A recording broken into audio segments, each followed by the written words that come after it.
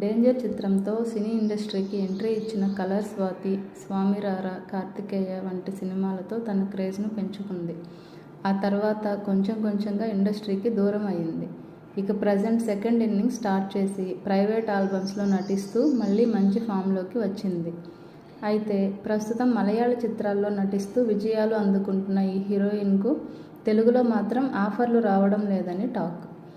ఇలాంటి సమయంలో స్వాతి తెలుగులో ఓ భారీ పాన్ ఇండియా చిత్రంలో అవకాశం అందుకున్నట్లు ఫిలిం వర్గాల నుంచి వార్తలు వైరల్ అవుతున్నాయి.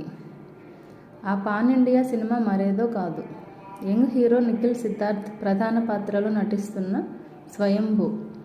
సోషియో ఫ్యాంటసీ బ్యాక్డ్రాప్లో తెరకెక్కుతున్న ఈ చిత్రానికి భరత్ కృష్ణమాచారి దర్శకత్వం వహిస్తుండగా భారీ బడ్జెట్తో ఎంతో ప్రతిష్టాత్మకంగా ఠాగూర్ మధు సమర్పణలో భువన్ శ్రీకర్ సంయుక్తంగా నిర్మిస్తున్నారు. ఇక ఈ చిత్రంలో హీరోయిన్స్గా నభా నటేష్, సంయుక్త మీనన్ నటిస్తుండగా కీలకమైన ఓ మహిళా పాత్ర కూడా ఉందట.